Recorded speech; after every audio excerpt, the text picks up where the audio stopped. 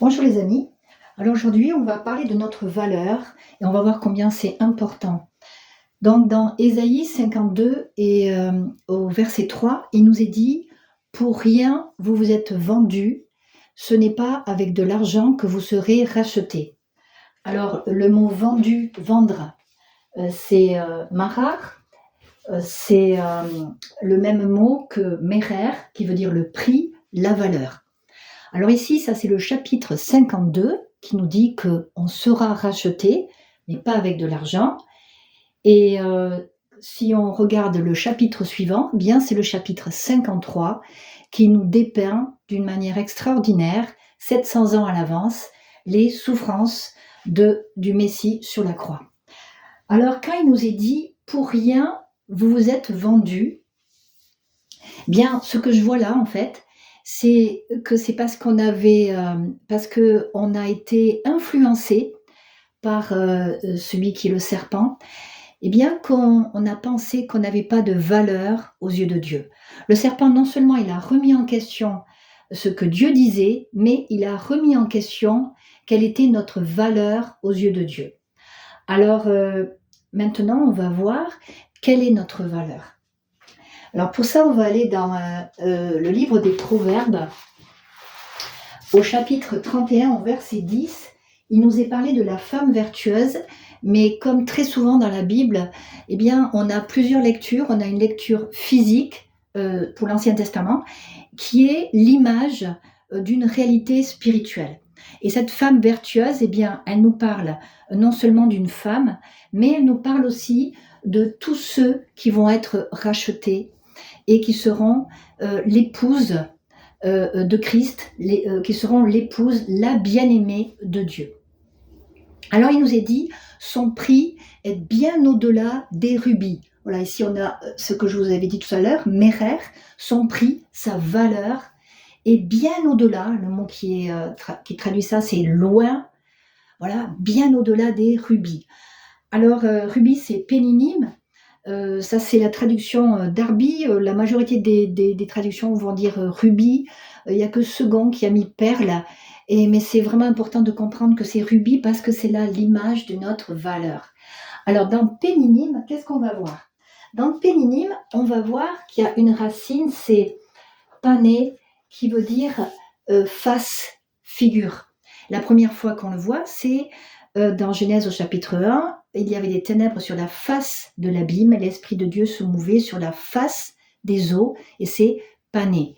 Et en effet, les rubis eh bien, vont avoir plusieurs faces. Voilà. Et en fait, ils vont nous parler des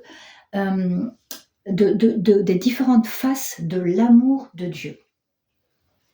Alors, il y a un autre passage où on va parler de rubis, péninim, qui va nous confirmer que c'est bien des rubis et non des perles, et qui va nous donner aussi des précisions sur notre prix, notre valeur à laquelle nous avons été rachetés. Eh bien, c'est dans Lamentation de Jérémie, au chapitre 4 et au verset 7. Il est parlé des Naziréens, ceux qui étaient consacrés à Dieu. Leur corps était plus rouge que des rubis, péninim. Et être rouge, ça se dit Adom. Et Adom, on voit aussi, c'est la même chose que Adam. Eh bien, qu'est-ce qu'on va voir dans ce mot Adom? Eh bien, on va voir dam, le sang. Pourquoi? Parce que si on est rouge, si on rougit, c'est parce que ça montre quoi? Ça montre le sang qui monte à notre visage. Donc, Adom nous parle du sang. Donc, il y a un parallèle entre les rubis et le sang. Les rubis vont être comme une image du sang. Et eh bien, c'est là notre valeur. On a été rachetés. Et on valait tellement cher, on valait tellement aux yeux de Dieu qu'il n'a pas hésité à verser son sang par le Messie. Et quelles sont les conséquences en fait de connaître sa valeur? Eh bien, cette femme vertueuse, il nous est dit après le verset, son prix est au-delà des rubis. Et il nous est dit, le cœur de son mari a confiance en elle. Ça, c'est une conséquence. Première chose, son prix, sa valeur au-delà des perles. Et deuxième chose, conséquence, le cœur de son mari a confiance en elle. Si je connais ma valeur, que je sais que ma valeur est inestimable, ça va influencer ma relation avec les gens. Je vais avoir une relation saine avec les gens. Et là, c'est une relation de confiance. Alors, je regardais le mot mari. Donc, ici, bien sûr, encore deux lectures. Bien sûr, première lecture, une lecture terrestre, physique, c'est son mari. Et puis, deuxième lecture, ça nous parle de quoi? Ça nous parle de Christ. Ça nous parle de Dieu, cette relation entre Dieu et le croyant. Et donc, le mot employé ici pour Marie, c'est Baal. Alors, je ne vous cache pas que ça m'a un peu gênée, parce que Baal, c'est un faux dieu dans l'Ancien Testament. Et c'est un faux dieu qui amenait les gens à faire plein de sacrifices et à se comporter avec beaucoup de cruauté, de violence et être comment dépravé. Donc, ça me gêne. Donc, je regarde qu'est-ce que ça veut dire Baal. Baal, ça veut dire maître, ça veut dire seigneur.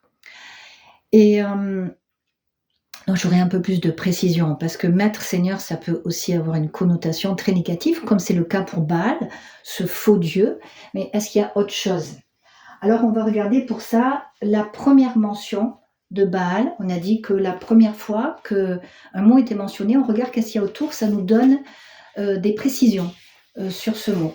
Et donc la première fois où je vais avoir Baal, ça va être dans Genèse au chapitre 14 et au verset 13, et ça va être Baal Vérit, c'est-à-dire allié, possesseur de l'alliance. Donc on avait dit Baal, maître, possesseur, seigneur, et Vérit, c'est l'alliance. Et donc de qui il est parlé ici? Il est parlé de trois hommes, Amré, Mamré, Aner et Eshkol, qui vont en fait être alliés avec Abraham. Et donc quand on parle d'eux, on va dire, donc ça va être au pluriel, mais ça ne veut rien, Baal Vrit. Voilà, c'était les alliés. Et en tant qu'alliés, au verset suivant, quand Abraham a eu besoin pour aller délivrer son neveu Lot, ils sont venus avec lui. Pourquoi? Parce qu'ils avaient fait une alliance. Donc, dans le mot Baal, on parle aussi d'une alliance. En effet, si c'est mon mari, on a fait une alliance. On est alliés. Et pareil avec Dieu. Dieu, c'est mon époux. On a fait une alliance par son sang. Et donc, conséquence de connaître cette valeur, de connaître qu'on a fait une alliance par le sang. Il y a la confiance, il y a une bonne relation. Et je vais revenir à ce qui précédait aussi, pour voir aussi la conséquence que ça a sur cette femme de connaître sa valeur, de connaître que son prix est bien au-delà des rubis. Il nous est dit, une femme vertueuse, Eshet Raïl, qui la trouvera? Et femme vertueuse, alors bon, le mot vertueux, ça a quand même pas mal vieilli. Et donc en fait, Haïl, ça veut dire, j'avais fait une vidéo sur la femme vertueuse. Haïl, ça veut dire forte, capable.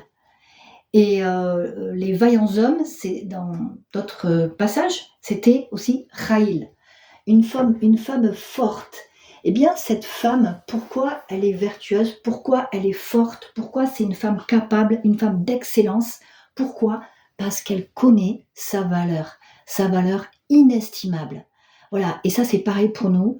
Que Dieu nous accorde de connaître notre valeur, nous révèle notre prix, parce que c'est ça qui va nous donner en fait toute la force pour vivre d'une bonne manière.